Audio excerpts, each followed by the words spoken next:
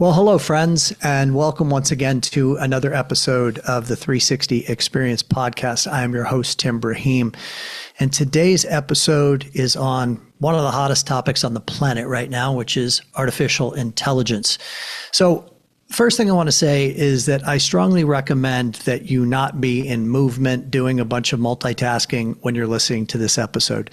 I think there's going to be a real need for you to get present with the content, take some notes, and really understand some of the philosophical important components of artificial intelligence and how to integrate it into your business and into your life.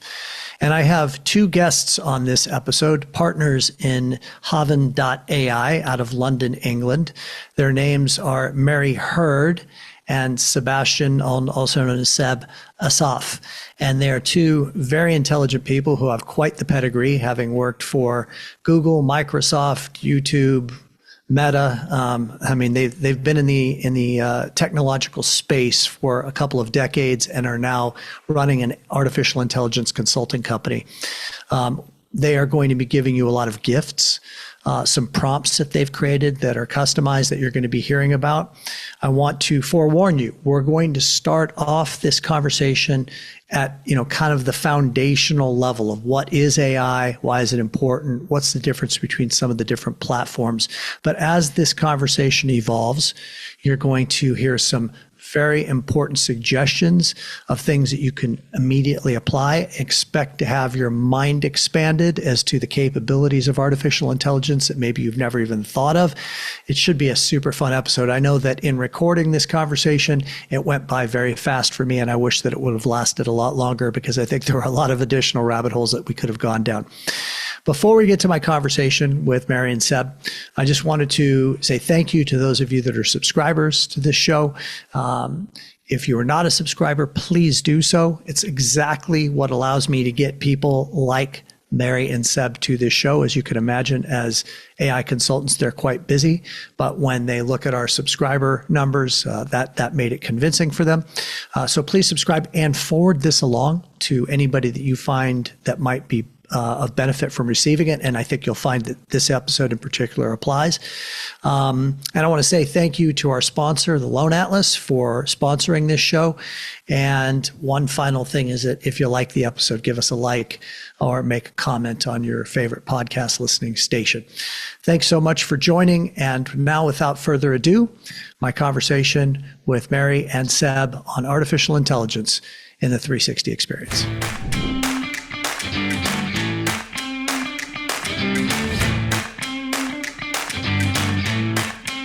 It's really nice to have both of you here. Mary, pleasure to meet you, first of all. We've exchanged some emails, and Seb, we go way back, and it's really nice to be doing this with you. And I'm super excited about the topic that we're going to be diving deeply in today, which is probably the hottest topic on the planet, I would imagine right now, which has a lot to do with why the two of you are so busy. So I really appreciate your time and making the time to help teach some people here. So artificial intelligence, right? I mean, are we going to be taken over by robots? Are we going to all lose our jobs? And is it going to hopefully create an environment where it's a better world to live in? I mean, it can go to one extreme or the other, or everything in between. So first of all, thanks for being here, and I appreciate you. Yeah, thanks for having us. If we had all the answers, I think we'd be even busier than we are. It's really a whole new frontier that we're all figuring out together. Yeah, well, so give us just a quick little background. I'd like you to each, autobiographically just share at 50,000 feet, what your past history is and what has brought you to this moment today. We'll start with you, Mary. Ladies always go first. Great. So I've always worked in emerging technology, first in startups, right when Silicon Alley in New York City was really taking off, and then joined Google and worked on some early AI systems at Google, very, very early days, with the Google Assistant that we've kind of far surpassed now. Building partnerships, and then moved to Meta, where I scaled some emerging products and features, mostly on WhatsApp. So always looking on how to not only launch new products at these big tech companies, but really how to onboard users and really get people to use this technology. And then figure out what works, what doesn't, make products better, and then really work towards scaling to a global audience. I also have a real love of facilitation. I love workshopping, facilitating meetings, outcomes. It's a big part of the work that I've always done, and want to lean more into that world. So when I left Meta 2 years ago, wanted to facilitate more, to bring people together more, work maybe in some leadership development, and thought I would leave tech behind. But I found my way back because AI is such an incredible space and an exciting industry to be in. And luckily found Sebastian, who is also at kind of a career crossroads. I think also tempted to leave big tech. Or tech behind, but really it's an incredible moment in time, and so we started Haavn together. And I'm an American, though I live in London, and it's great to be between two countries, but also between two industries that are kind of neck and neck figuring out this new world. So nice to be between the two. Wonderful. I can hear the excitement in your voice as to how enthusiastic you are about and inspired you are by the work that you're doing. How about you, Seb? Tell us a little bit about your past history and what has you arriving where we are today. Yeah, so I've been in tech for a while. Started my career in tech at Apple and then moved on to Google, where I was working on Google hardware, a lot of the, similar to Mary, a lot of the assistant hardware team. But I think relevant to today, in 2019, I moved back to Europe and joined AI research at Google, where we're doing a lot of speculative AI work, kind of trying to envision a future of AI and what that would mean, how it would play out in the world. And then the most recent bout was at YouTube, which is still part of Google, where I was kind of working more on applied AI for creators. And while I left Google and took a year off to just kind of figure out what my next step would be. And me and Mary came together to found Haavn. I think really just it emerged out of us hearing these questions again and again of just what does this moment in AI mean for us? And people were approaching us, trying to get answers. And we decided there was enough people kind of approaching us that this was probably going to be a business. And so, so that's what we're doing, really just to bring some kind of certainty, shed some light in what is a very uncertain time. It's an incredible opportunity, but also a lot of disruption. Things are moving very, very fast. And so really what we want to do is kind of provide some clarity in this moment and help people along in that journey. Wonderful. So I want to start to dive in now, and we're going to kind of start in a foundational way, and then we're going to really get more specific as our dialogue unfolds as it relates to those that are listening, that are in the real estate or mortgage space, and how they may be able to apply AI. But first, let's just start kind of with the basics. I mean, for those that are just starting out in their journey of incorporating artificial intelligence into their business and their life, what's the simplest way to begin in their day-to-day business? Just let's start there. And I'm not sure which one of you wants to take that question, so I'm going to let you determine as to who's going to jump in and take it. I'll kick it off with that. Really what we always say to anyone is just to get started. If you haven't used AI, or if you've just kind of dipped a toe in, keep using it. Try to ask it different questions, invite it to the table in different parts of your day, and see what works and what doesn't work. And really by interacting with these tools, you can start to understand not only how they work, but also how they change. A lot of hype and talk around AI right now, especially that ChatGPT has launched a new model just recently. But this technology is constantly going to be changing. So really where to start is just start and try to bring it in to multiple touch points during your day, and see where it helps you the most or makes the biggest difference. Is there a mindset there that one should adopt? Meaning, like for me, I've always looked at it since I started using chat about 18 months ago as this like really smart personal assistant that I have. That and when I frame it up that way, and I think about it from that lens of thinking, because to me, it's like almost a transition needs to take place in the way that you think. I mean, in the way that we used to do things, it's like, oh, how am I going to do this? Or what's the answer to this question? I've got to go ask somebody versus I have this thing that's there with me all the time that's at the ready. Do you have any comments on that, either of you?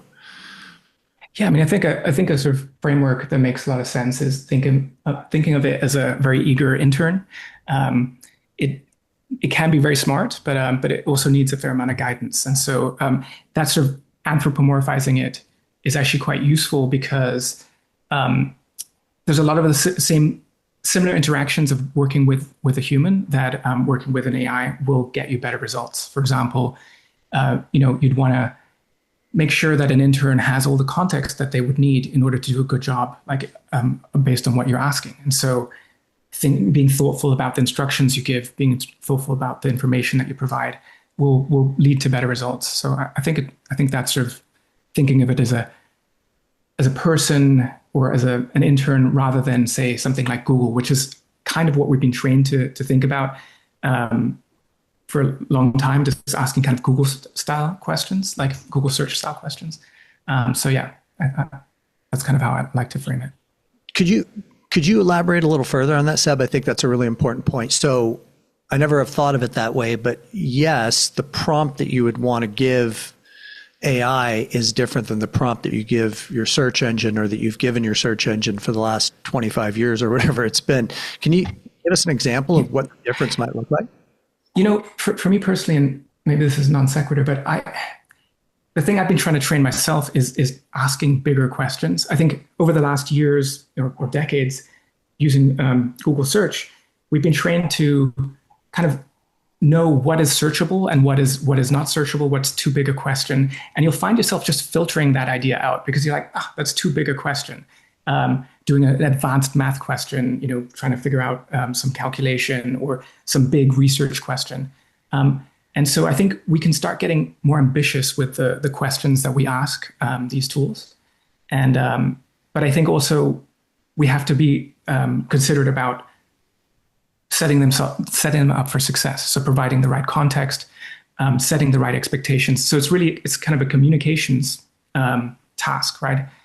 Same way that you as a leader can brief your colleagues, brief your employees effectively. That skill set actually applies very well to working with AIs too. So thinking of it more, as you said before, as interacting with another human being per se, in the way that you train them, and then once they're trained, being able to ask for more than you would normally get from a search engine result, is what you're saying. Yeah, exactly. LLMs love context. So I think actually, and this will probably come out throughout our conversation today, any context that you can give it when querying the LLMs, the more accurate it'll be. And I think making it similar, thinking about it as a person, and some of the best communicators I know are actually really great prompters because they naturally kind of know how to communicate or set people up for success. That's very well said. And I'm thinking about it. I won't go down the rabbit hole. And I got to be careful because this is a topic that is the proverbial rabbit hole. And I want to be careful to not go there because we have plenty to discuss today. But I could think of some examples right off the top of my head where when I provided not enough context, the result that I got really wasn't all that meaningful and helpful. But then when I dug in deeper, like when I customized my ChatGPT as an example to tell it what I do for a living, like that context in and of itself is super important. So I've trained my interactions with chat around, my vocation, what it is that I'm looking to accomplish, who I want to be in the lives of my clients. And I'm finding that as a result of that, I'm getting far more impactful responses to my questions. So let's transition. Either one of you can take this. And we're starting again, still at this ground level, and we're going to build our way up, listeners. So just hang in there with us because we don't want to assume where you're at in your AI journey. Give us a 2-minute breakdown of the key differences between, say, Chat, Perplexity, Grok, Claude, all of them. I mean, like, why would you want to use one versus the other? Are there strengths and weaknesses? Absolutely. Yeah, there's a lot going on in the different models. It's almost like following sports teams. But so essentially, the way I break it down is you essentially have three big players. The sort of the big three, which would be ChatGPT, uh, run by OpenAI. You have Anthropic's Claude, and you have Google's Gemini. I think these are the three companies that are providing the sort of frontier models, the most advanced models out there to date. And so my suggestion as far as a starting point would be you will want to have a pro subscription to one of these models. So you want to be paying. It's really important because the experience that you get for the paid version versus the free version is dramatically different. And so especially if you're using it for your professional life, you'll want to have a subscription to at least one of them. You'll be fine with either three of these. I'd say if you had to choose one, I would go between ChatGPT or Claude. But all three will serve you well. So then you have Grok is its own thing. And I would say it's getting better, but has some challenges. So I'd stick with those three. And then there's a lot of different AI tools that are essentially wrappers on top of these models, right? So they're all kind of using the same underlying tech, but they might be specialized with something else. So Perplexity, for example, is really around search. And so they've really kind of catered to that market of just AI-enabled search, and they did that really well. And by now, a lot of the major big three have sorted out their search problems, and so they do search well too now. So Perplexity is less differentiated, but it's still a decent product, and that gives you access to a wide range of models. And then there's bespoke kind of AI tooling. So you have stuff like transcription services that allow you to transcribe meanings, or niche products like Google's Notebook LM, which is a really powerful tool for providing a lot of kind of context and information. But really start off with the big three, and then as you kind of find that they don't necessarily meet the needs that you have, like you can then go into getting more niche products. But yeah, you'll be good. You'll be fine with the big three.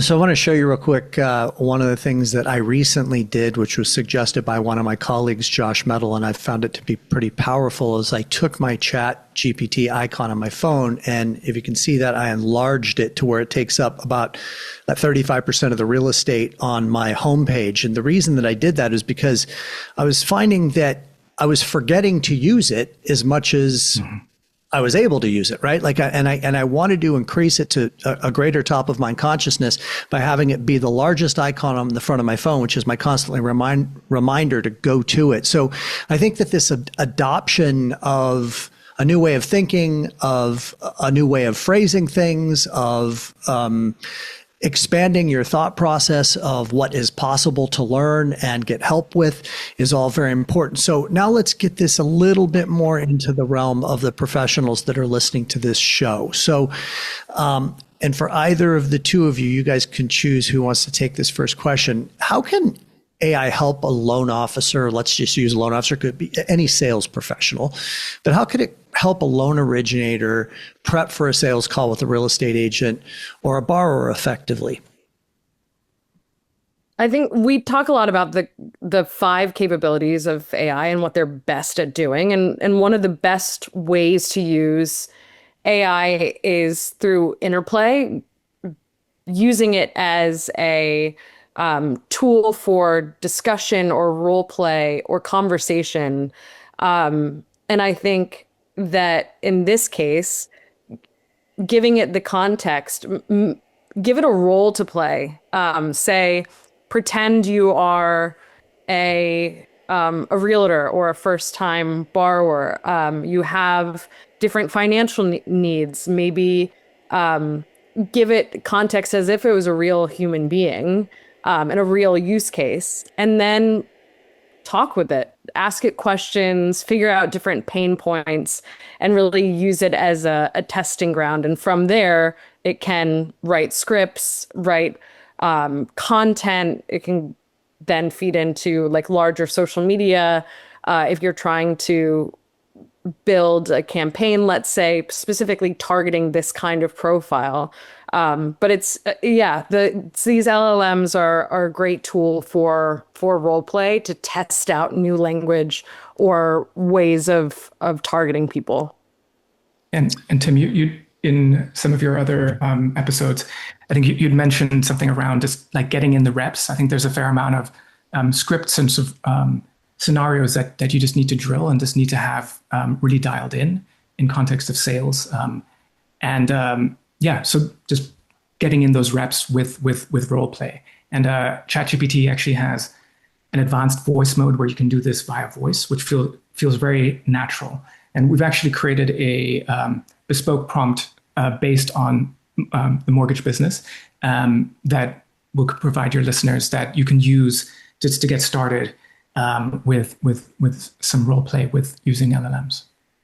Yeah, I've been using that role play a lot lately, or using the voice feature in ChatGPT, and I actually set mine up to be a little bit witty.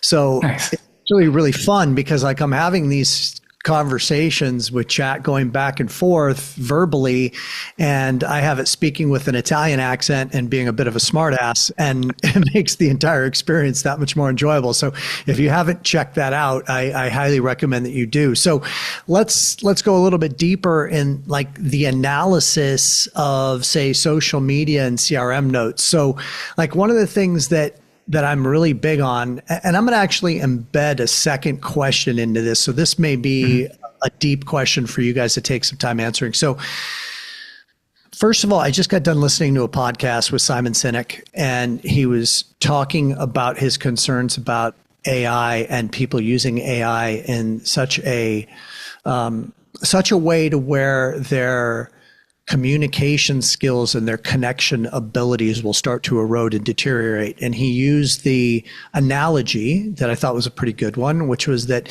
15 years ago, he had this uncanny ability to remember people's phone numbers. And he just had like this photographic memory.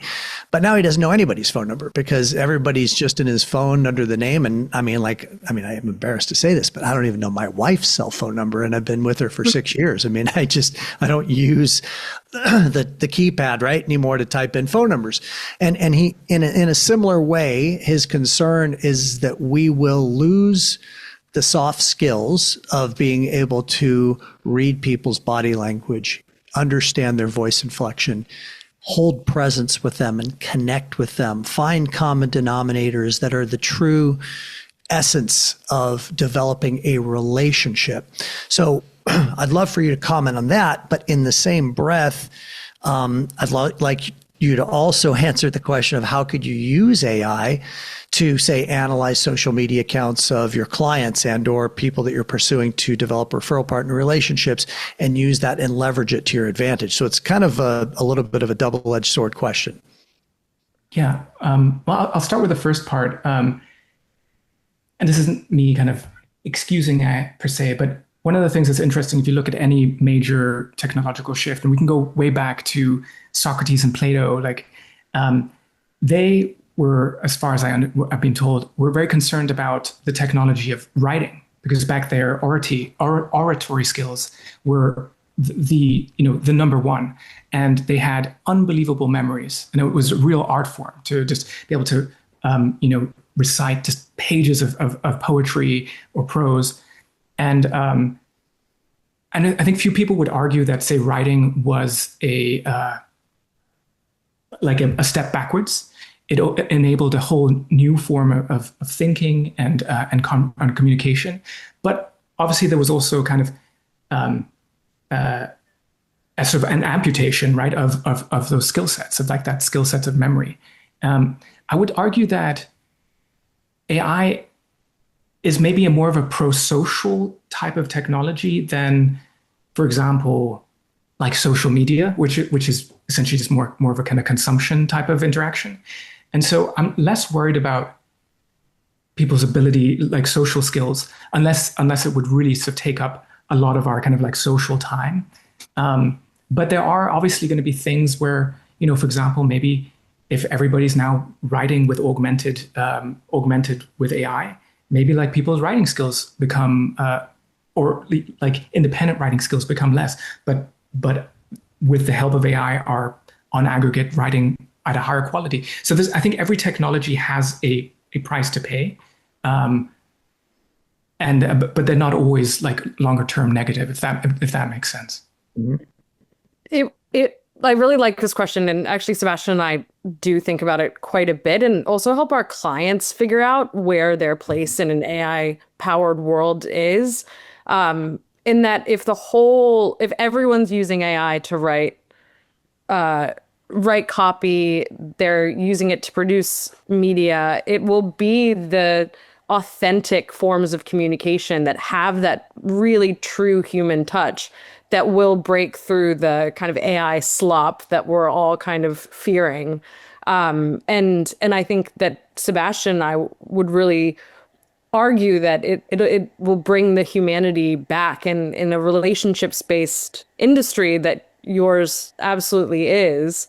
I think that will never go away and maybe be as important as ever. I also was thinking recently, and this is something that Sebastian also kind of encouraged me to do really early on in our journey together in building this company, is just open up a transcription, whether it's on ChatGPT itself or voice memo, and just talk about something that's been on your mind, maybe a challenge or a conversation that you're working through or about to have and nervous about, or something that you just need to dump via voice, and kind of talk through all angles of this challenge or opportunity or conversation or anything.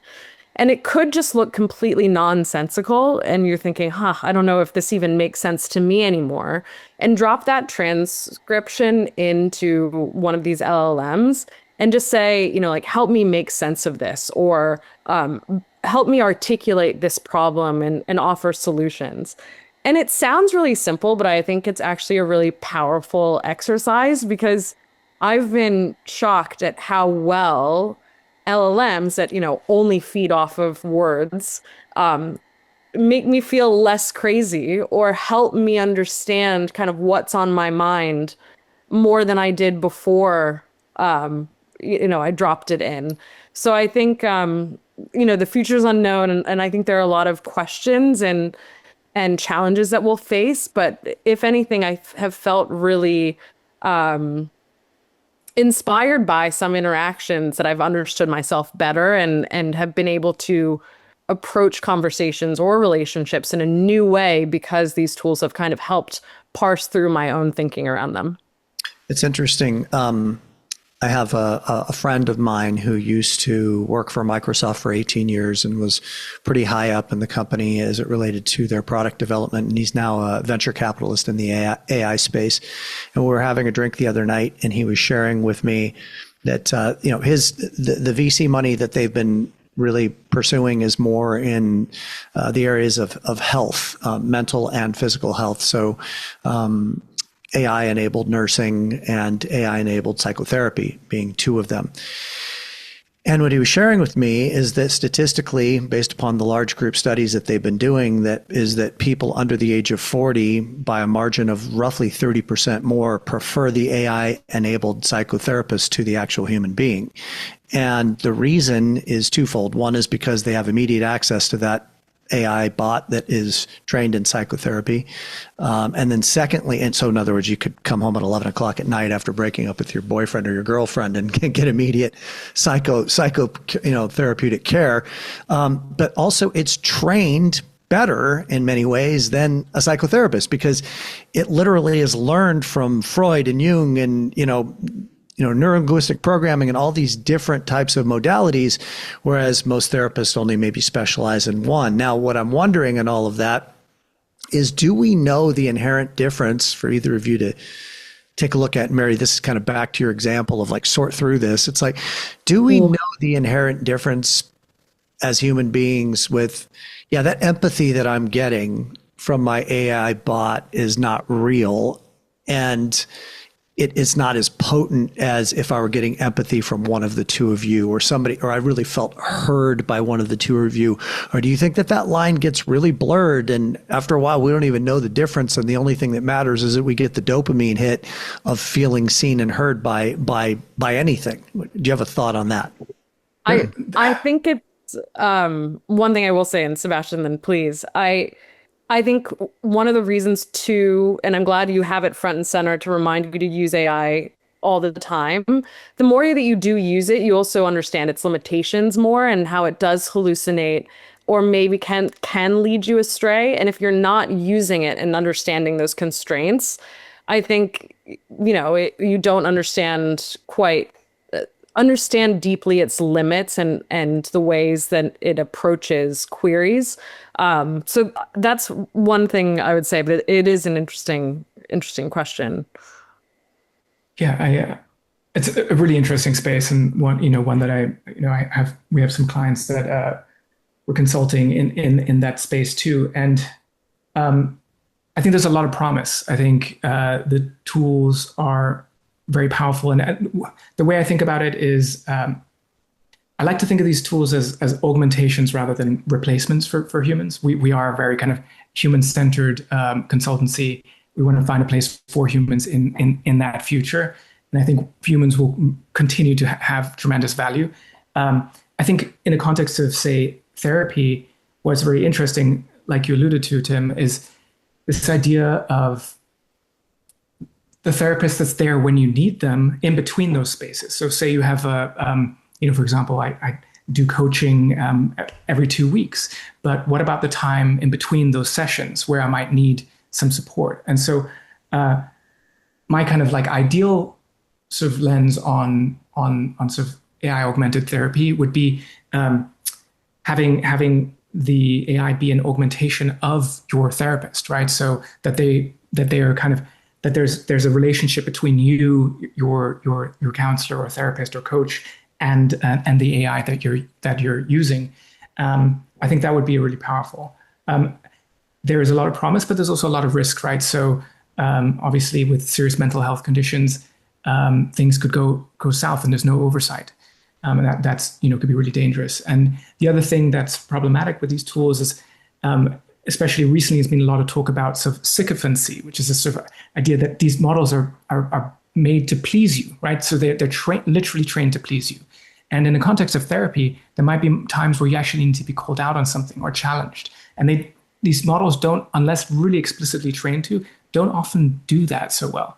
And so you could fall into situations or feedback loops where you're working with an AI therapist that's just like telling you they're the best and totally understand. And I think so. I'm not an expert in the field, so a lot of promise, but still a lot of risk. And so it's something that we need to kind of move into cautiously. But that being said, definitely chat about your challenges with to AI, see if it's useful, if it's not, have some chats. Yeah, for sure. That's a really brilliant analysis, Seb. I think you're absolutely right. From a perspective of being a coach, there are times where I show up and what my client really needs is my presence, my softness, and my encouragement. And then there are times where they flat out need to have, a little bit of a whip to, and a mirror to be held up for them to see what it is that they're doing that is getting in the way of them having what they want in their life. And sometimes a little tough love is necessary. And I'm not so sure that the AI has that ability to be that flexible with it. I took us down a rabbit hole. I apologize, but I'm glad that we went there. I love it. I want to pull us back out here for a moment to the subject matter of developing relationships.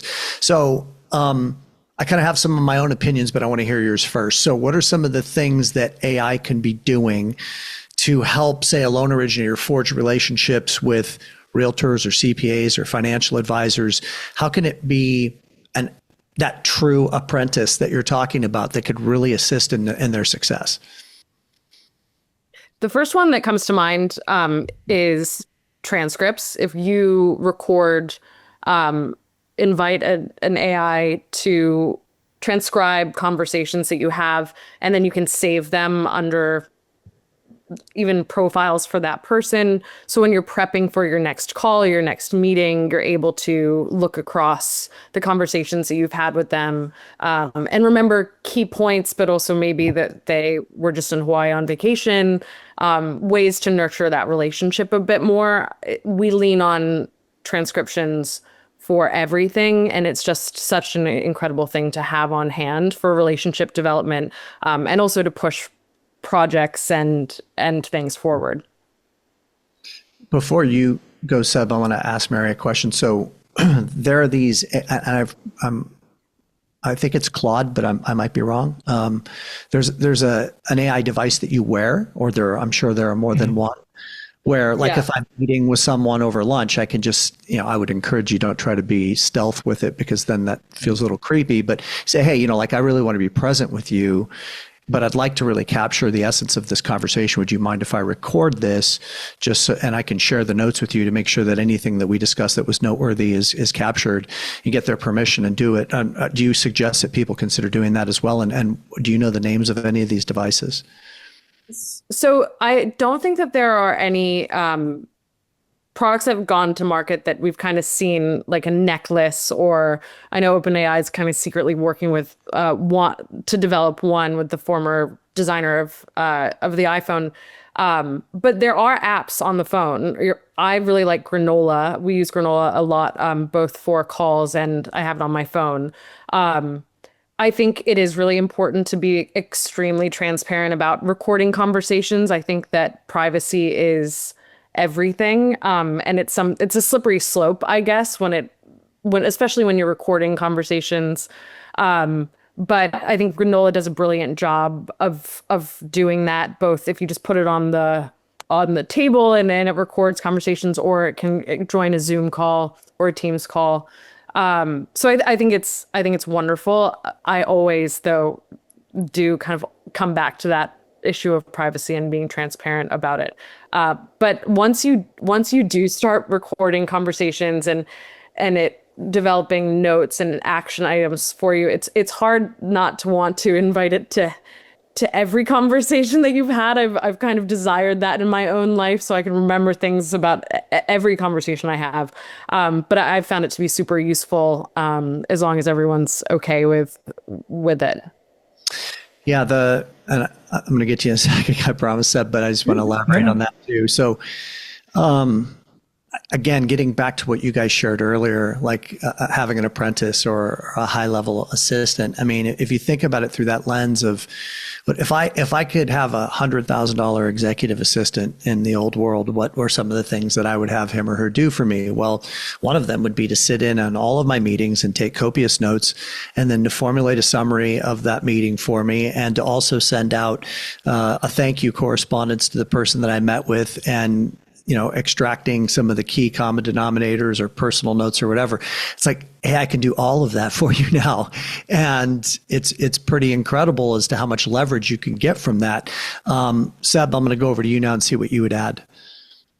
Yeah, no, I think, just echoing the power of transcriptions. It's a small kind of unlock, but the thing that really sort of struck me was, just as somebody with a really terrible memory, just how information dense meetings are. Suddenly they become so much more valuable.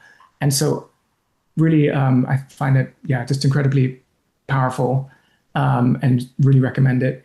And then the second part is, the follow-up email.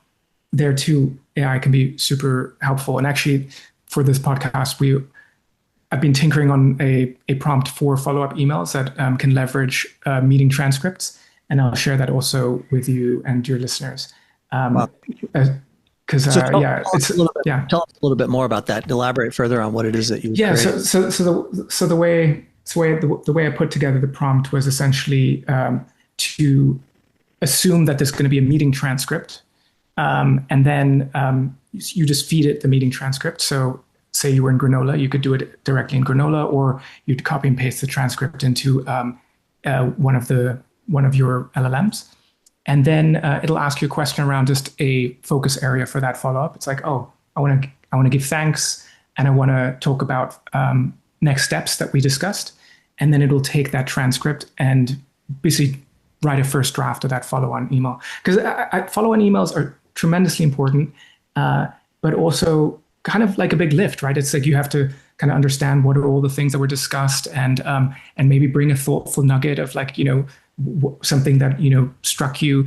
And so it's just really helpful for that blank slate, and allows you to really importantly just get a follow-on email out much quicker. I know I struggle tremendously with that. I'm trying to get my follow-on emails from 2 weeks, 3 weeks to 1-2 hours, and so using a prompt like that could be really helpful to just get you that first draft.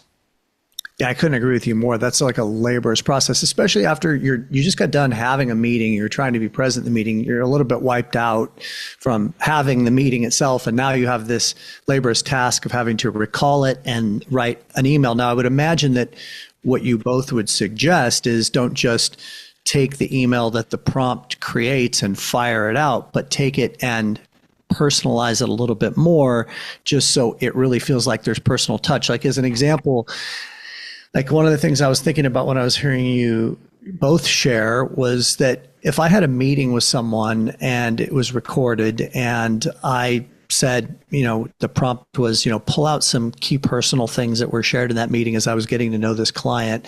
And it responds back with a list of, I have 2 dogs and a cat and 2 kids, the ages of this and that, blah, blah, blah. It could format an email that says it was such a pleasure to meet you and I really enjoyed learning about your animals and da-da-da. Or where the personal touch comes in is now take that information, and this is the hybrid, and write a personal handwritten note and send it to the person, because that's ultimately the fusion of leveraging AI from an efficiency perspective and the high touch connectedness perspective that I think human beings want. Because I do believe that as time goes on, people are going to, it's kind of like the analogy that I use is this, is that I used to be in the direct mail game 25 years ago, where, we would send consumer direct marketing into people's mailboxes. And it got to be very saturated, right? Because there were so many companies out there doing it. I believe it's more effective now than it was, say, a decade ago or 15 years ago, because you just don't get as much mail. So it's kind of the same thing where you just don't get that many handwritten note cards anymore. Or in the future, you may not get that many, really personalized touch points from someone. So do you have thoughts on that? Do you guys have opinions that you'd like to share? Yeah, I think we both really care about hospitality and just that extra, if it's a surprise and delight, or if it's just a thoughtful note, makes all the difference. And I do think that beyond just the handwritten note, these LLMs and these tools integrate within CRMs and email. And so it can provide, at the end of a meeting, you can make a note on the transcription saying, I really want to remember Sebastian's birthday in 2 weeks. And there are ways to be reminded of that, or to have a note within your CRM the next time you follow up, to wish Sebastian, let's say, a happy birthday, or to check in on something.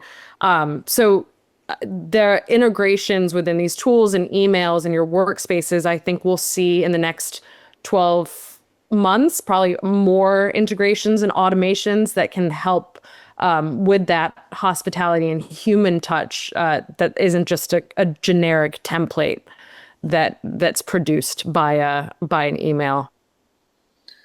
That's go ahead, Sebastian. Sorry. Just my follow-on would just be like just continuing that sort of framework of an augmentation rather than an automation, right? It's that you still want to bring your special something to what you're writing or what you're putting out, and that will just become more important as the bar gets higher, as far as these thoughtful things become easier to everyone and more accessible. And so to differentiate yourself, like you were alluding to, you'll have to look for these opportunities to set yourself apart. So, Mary, you took us to a place that I wanted to go to, so thank you very much for that, which is that of nurturing your past client database, your CRM. So maybe you guys could give us an example of what AI could do right now to set up a nurturing campaign, to stay in touch with your past clients to make sure that you're top of mind in their world? Mary, do you want to take this or should I? Yeah, sure. So I think when training an LLM, you have already developed kind of best practice for yourself on how often you like to talk to people, what you like to say at different moments. And I think that some of these tools can be really useful at designing a nurture campaign from start to finish. If you give it the context of exactly what you want over how long, maybe it's a 90-day nurture campaign, maybe it's 30, the different ways that you want to reach potential clients, and the integration within CRM to if people open the email, if they delete it, if they open it again and again, there's lots of ways to measure with data those different touch points to inform a nurture campaign. But it could just be as easy as, I really want a nurture campaign. Help me design a 90-day campaign, give me subject line, email content, and then help me understand how best to measure success. It's really a great thought partner in designing an integrated campaign that works, or it can help problem solve if it fails. So it's almost like having that colleague again to design something impactful, and then eventually it can plug into your CRM to kind of bring it to the next level. Yeah, I'll just add a few things there. And so, yeah, I think it's like that writing part and that planning part, using LLMs for that. And then you'd probably still, at this point, run your nurture campaign through traditional means, if it were MailChimp or HubSpot or whatever other CRM you're using, but then just enhanced by these other tools. Yeah. The phrase that you just used, Mary, of thought partner, I think is a really good one. I really like that phraseology an awful lot. I've been using chat as a thought partner within my business of creating content for retreats over the last 6 months or so. And I'll give you an example, and I share this example. Maybe we can come up with some other examples of how to use AI as a thought partner that'll be piggybacked off of this. So I create curriculum. Okay, I do 7 retreats a year, 6-7 retreats a year, and right now I'm getting ready to do a couples retreat in Tuscany for 10 days. And in the olden days, I used to write the meditations that I create, the contemplations that I create, and the processes that I create for my retreats from scratch.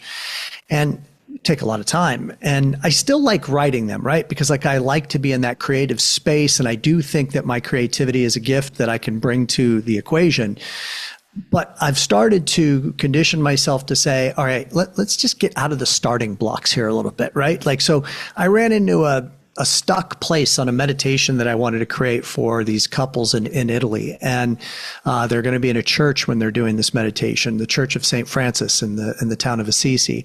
And I was like, God, where do I want to start this off? And I could have pondered it for 3 or 4 days and I'm sure come up with something great. But instead, I just went into my custom GPT and it knows what I do. And I'm like, all right, I need 10 minutes, here's the music that I want to play. Here's the feeling I want to evoke. Here's why I want them to arrive at the end of the 10 minutes. Give me your best shot. And what it gave me was 65% of what I wanted, which is huge, because then I went through it and said, okay, I'm changing this. I don't like that phraseology, or I need to expand this because I want them to feel it more in their heart and feel emotional and connection with their partner and these types of things. But it got me 65% of the way there. And then the rest of it became my nuanced creativity. So that's an example of a thought partner. And one last thing is that I have, and I'm wondering if you've ever had this happen, I find myself sometimes feeling like I'm cheating.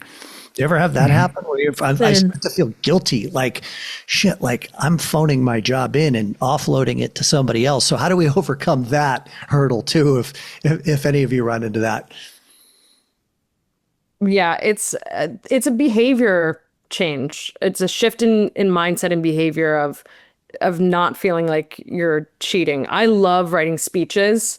And I, for the first time, asked ChatGPT to help me write a 40th birthday speech for my best friend. And yeah, I felt a little guilty, but it also made it incredible. And I think I had a lot of fun with the back and forth in crafting something that ultimately was made by me and had my sentiments in it. And I think when thinking about context for maybe something like a nurture campaign, you can also give it a challenge these LLMs with a problem. Let's say, here's data. I got 20% less of an open rate than I did last time. Here's all of the content of this nurture campaign that I had. Here's the profile of the person that I'm trying to reach. Here's all of this context. Now give me feedback. Where did I go wrong? What would you do differently? Are there patterns here that you've picked up on that I failed to see? And see what it comes back with. It could be 65% meaningless, but it could have a nugget in there that inspires you to look at an email campaign in a whole new way if you give it the context that allows you to see things that you might have missed. That's such a great example of a thought partner. Thank you for bringing that up. It's like what I'm hearing you say is that, maybe you guys together, you guys being you and your GPT, create a nurturing campaign, you send it out, you get the results, but you take it back to your thought partner and say, okay, here's the results we got. How do we improve upon this? And you go back and forth. I think that's a really excellent point that could probably be expanded into a wide variety of different areas of our business and our life. Seb, what would you add? So this maybe gets a little philosophical, the reason I'm so interested in sort of the area of interplay and using AI as a thought partner, and why I think it's so powerful is that actually, I believe that intelligence evolved socially, right? I think we became intelligent beings in order to interact in complex scenarios. And so, but the thing is, so many of us have become kind of just isolated in how we work, right? So we just work alone. It's kind of knowledge work on the computer, and but I think. So dialogue actually gives us access to a different type of thinking. And I think in many ways also like a more advanced type of thinking.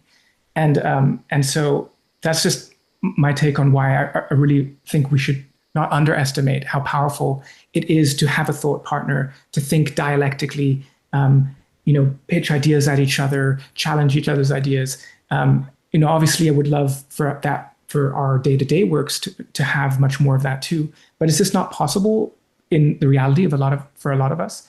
And so, I think really not underestimating like the kind of access to a way of thinking that you get from using AI as a thought partner.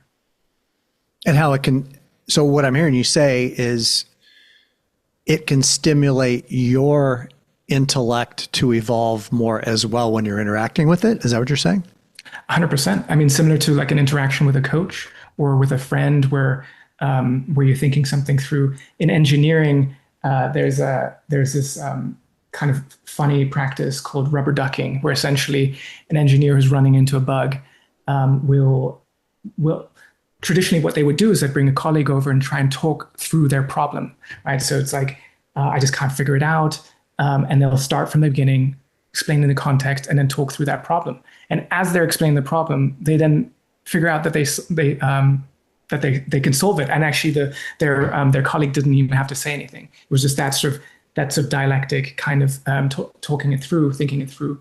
And so the practice goes, they thought, well, actually we can I'm not a fan of this, but let's just remove the human from the equation. So you'll see some engineers that have rubber ducks on their desks and they just talk to rubber ducks when they run into a difficult problem. But I think actually AI is like a better rubber duck, right? Because it's like it can actually interface with you and challenge you and help you kind of refine your thinking. So yeah, that.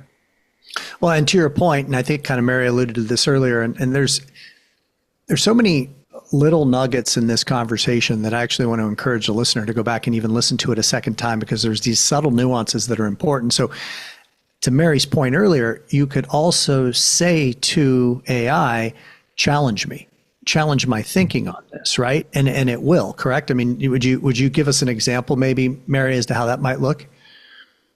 Well, and just asking it what pretend, give it a role, say, I want you to be a critic. I want you are a world-class nurture campaign designer. Tell me how you would make this 10x better. Or what pattern, I don't see anything wrong with this email flow.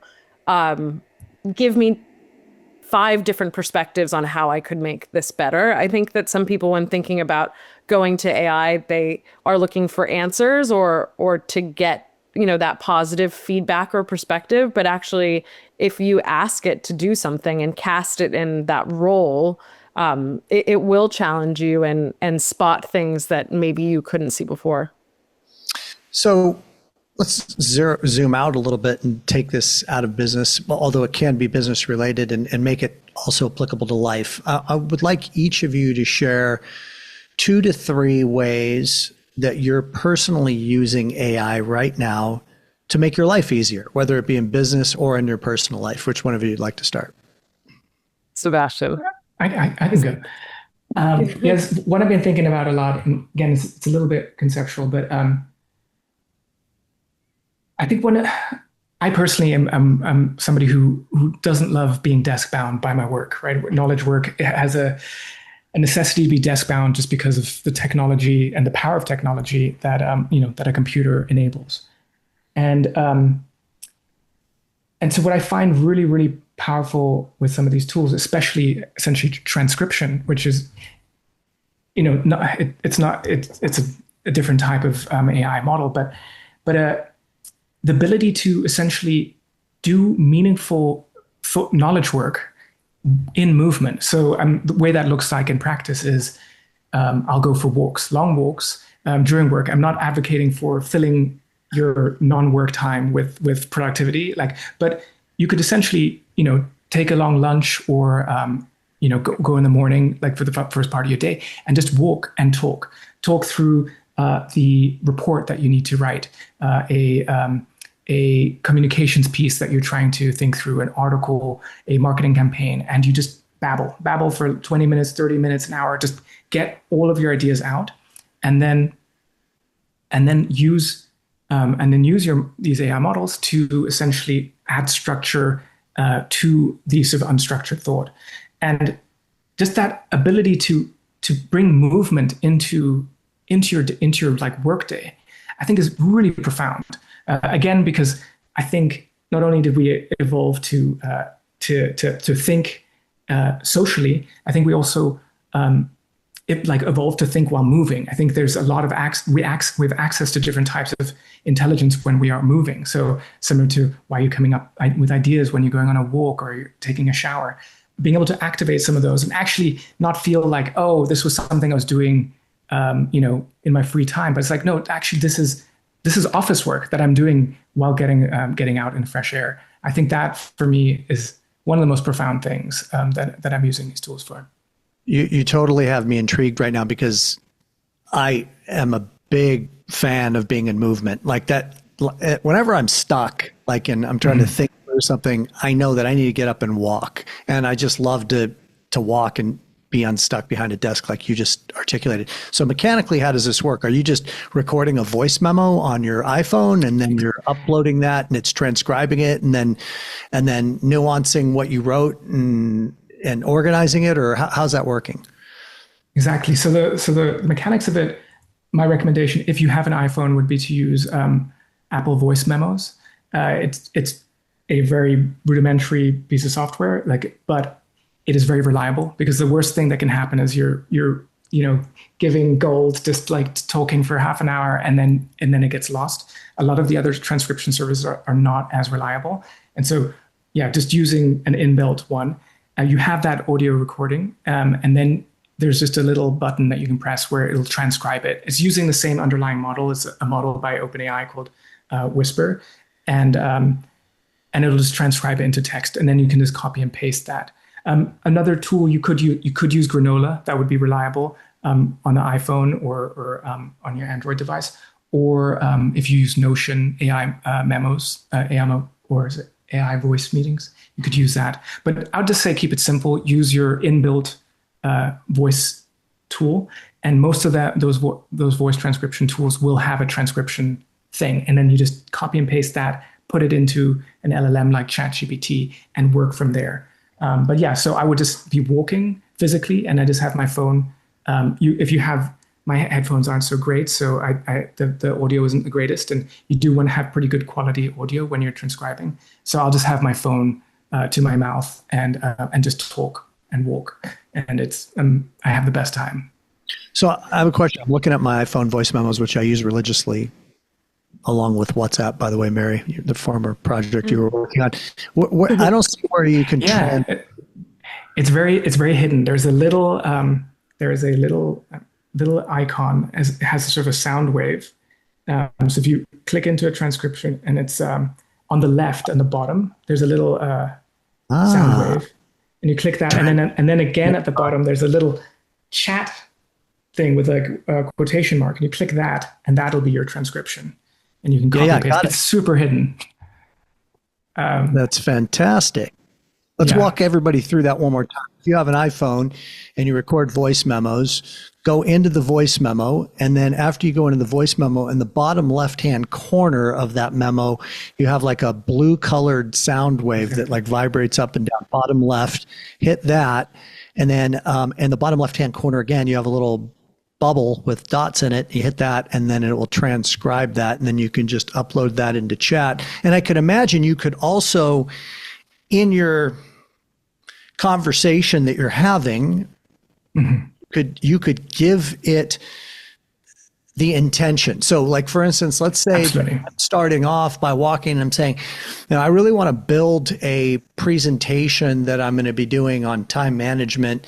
And I'm just going to talk stream of consciousness now. And when I'm done, I'm going to transcribe this and put it into ChatGPT. And I want you to take it and format it and make suggestions as to where I break these different segments up with with slide deck slides and what visuals you would suggest that I use. And it's going to do all of that for you, right? Absolutely. Yeah, it will. And you can interject with like comments for later, as far as like, oh, I just need to do some more research on that, and that kind of thing. It's great. Just made my day. This is a game changer for me. Okay, well, that's I'm glad I asked this question, which is what's one suggestion? I'll come back to you if you have another one, Seb. How about you, Mary? Do you have a suggestion or a share of what you're using AI for in your daily world? Yeah, and there are actually a lot of different ways. But I think the first thing to come to mind for me, though there were a couple, is a tool from Google called Notebook LM, and it's basically it was built, and Seb, keep me honest, for writers in mind. Is that right? That's exactly right. Yeah. So if you have some sources or materials that you're pulling from, very specific ones, you can upload them to Notebook LM and then chat with the AI, the LLM tool, and it'll take just from these sources. So let's say you were a big history buff and were really concentrating on one particular period of history and uploaded all of your sources, your books, different quotations, your own notes about that period of history or anything, then you can chat with all of your sources. And it's incredible. I think when I really understood that, when I first heard of people falling in love with their LLMs, I thought, I don't know if that could be me, but then try having a deep, rich conversation about a specific niche part of history that you think you only know about, and then having a back and forth conversation who's someone as passionate about it as you are. It's a wonderful dialogue and way to kind of build a very specific environment to pull from. That's not just the the rest of the internet or the world in which these LLMs are trained on.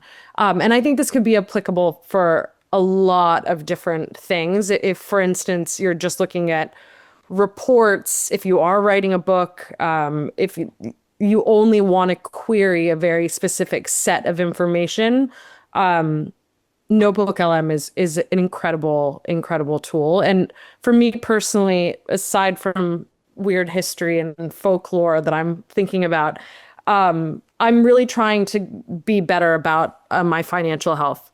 And I have a whole notebook just on my own financial health, and books and resources from people that I admire. And I'm really making a study of how to get myself in the best financial shape possible, and that's a great benefit to me that I found.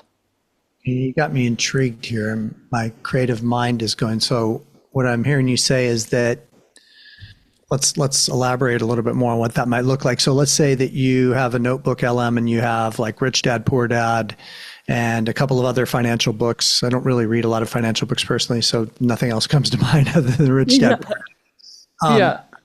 And then you also give it your financial goals and aspirations, and maybe even upload your bank statements and all of that, and it helps assess. Does it do all of that? Yeah, exactly.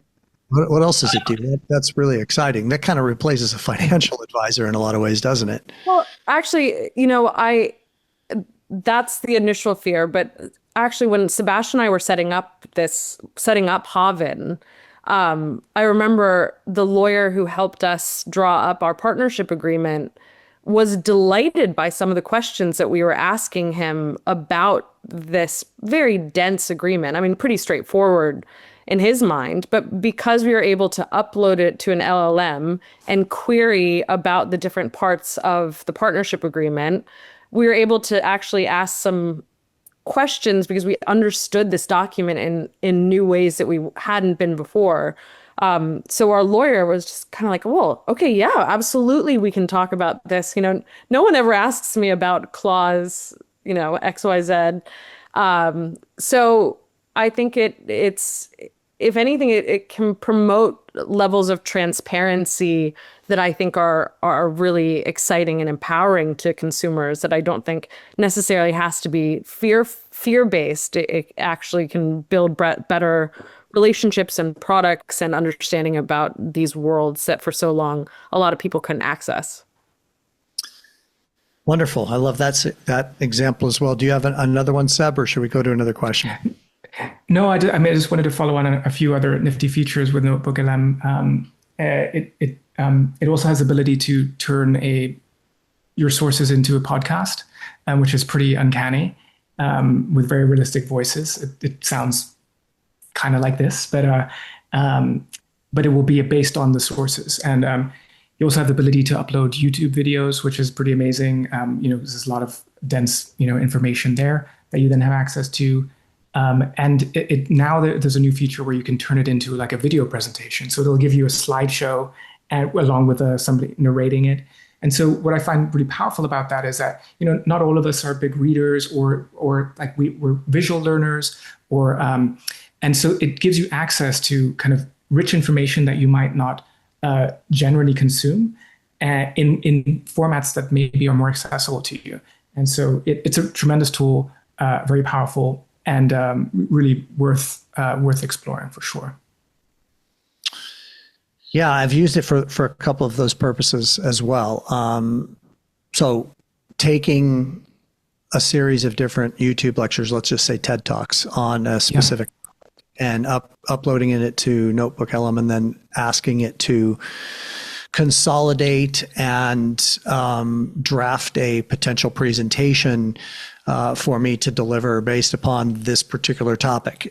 My question is, I don't know if you know the answer to it, and it does a brilliant job of that, by the way. I mean, when I say brilliant, I want to caution, like I wouldn't recommend that you just turn around and then just deliver that as your presentation. No. You got to go in there and nuance it. I mean, it's not spot on.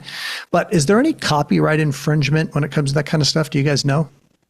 Like now you're copyrighting somebody else's material without giving them credit. Yeah, I mean, I think the thing that's powerful within NotebookLM is that you have all of those citations, right? So you can track back exactly where something was said or where it's from, like this chapter within this page. So you can pull. So what it allows you to do is, instead of getting sort of generalized knowledge that might be, not necessarily copyright infringement, but just sourced from somewhere, but that you don't attribute, it gives you the tools to be able to like cite where your sources are. So if it were in a presentation, maybe at the bottom you have citations, or if it were in a document, again, you could create a bibliography. It makes it possible to do that, which a lot of the other LLMs aren't able to do because they can't directly track back to where they've pulled that information from, making citations much more challenging. So yes, there is a sort of copyright, or at least attribution, issue with some of the models. NotebookLM makes it easier in this instance. A friend's son was studying for the California bar exam, and why he wouldn't use just a general purpose LLM for study is because he could, with NotebookLM, upload only the bar exam questions and information, and be a lot more confident in its ability to answer his questions or to replay in a podcast, because it's not taking it from anywhere else except for the sources, which I thought is just a good way to illustrate, what the difference would be using an LLM versus NotebookLM. It's really just focused on those sources, so you can be more confident and attribute them to Seb's point.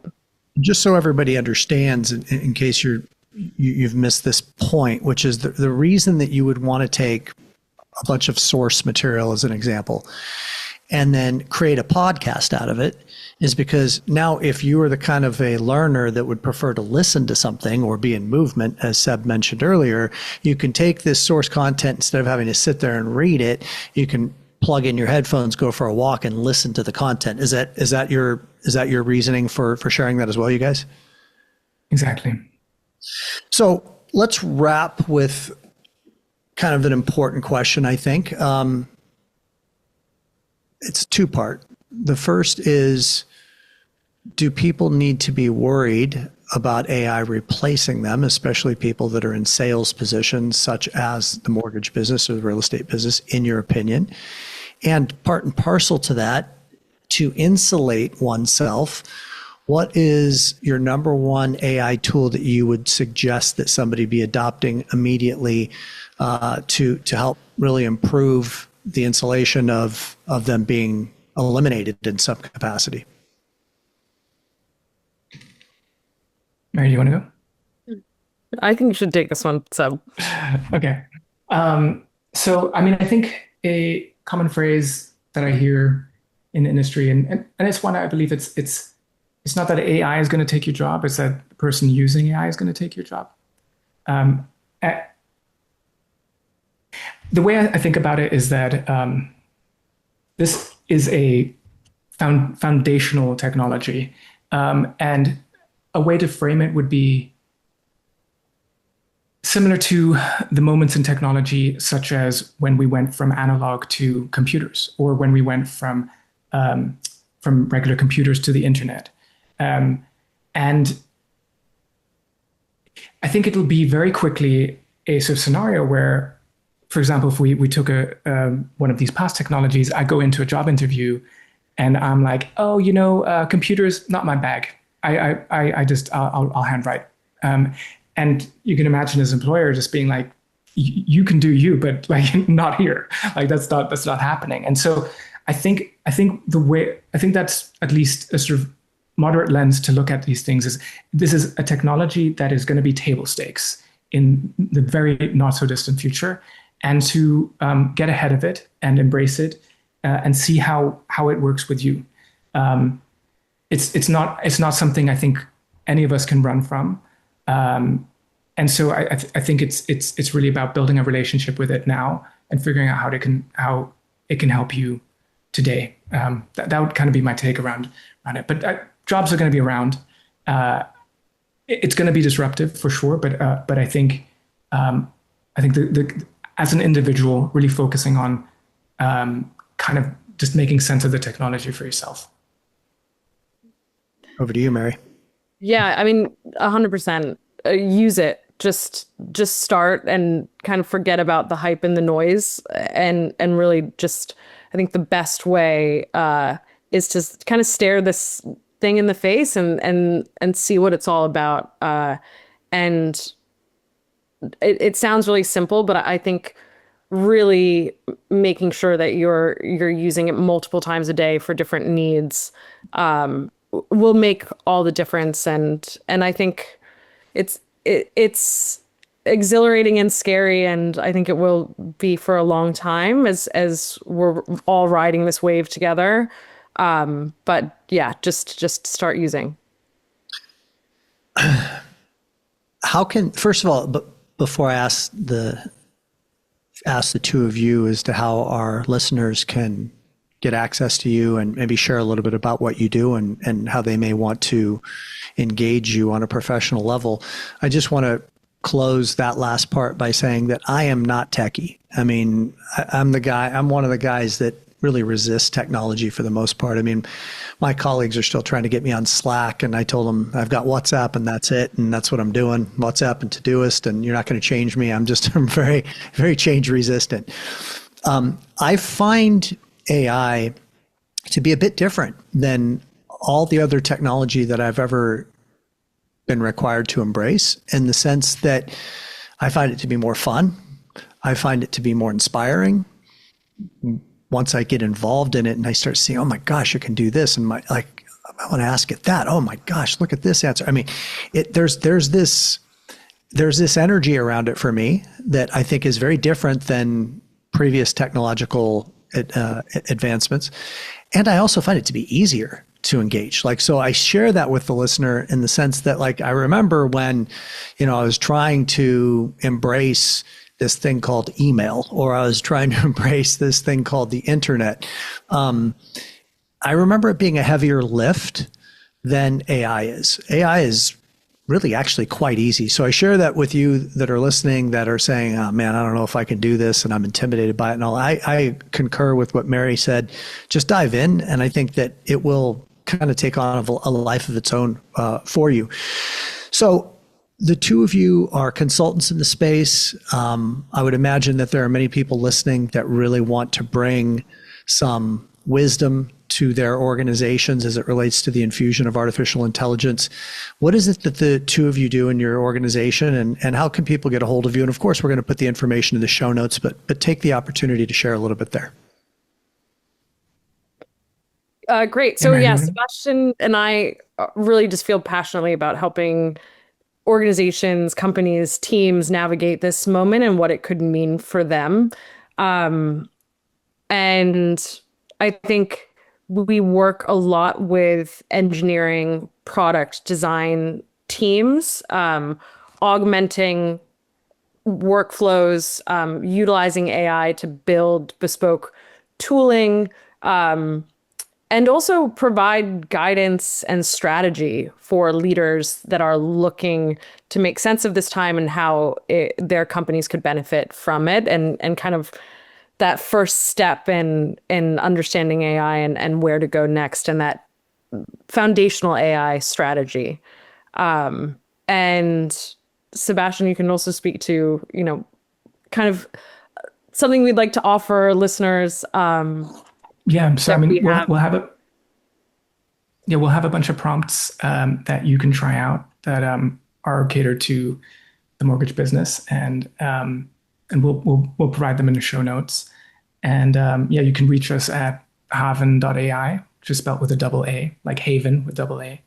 And but yeah, I think we can support companies from the beginning of their journey, really where they're just trying to make sense of the thing, to AI forward companies that are trying to look to integrate AI into their DNA through building bespoke internal tools, or shipping AI features. And we build teams around a company's needs.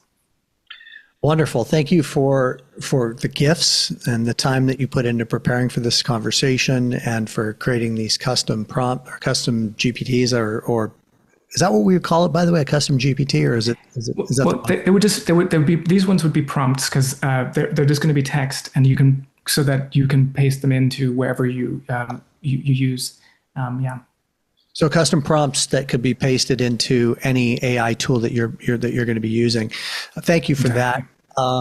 Really enjoyed our time together today. I know that the listeners got a lot of value out of this conversation. Thanks for letting me take you down a few rabbit holes that were unexpected and for being true pros about it.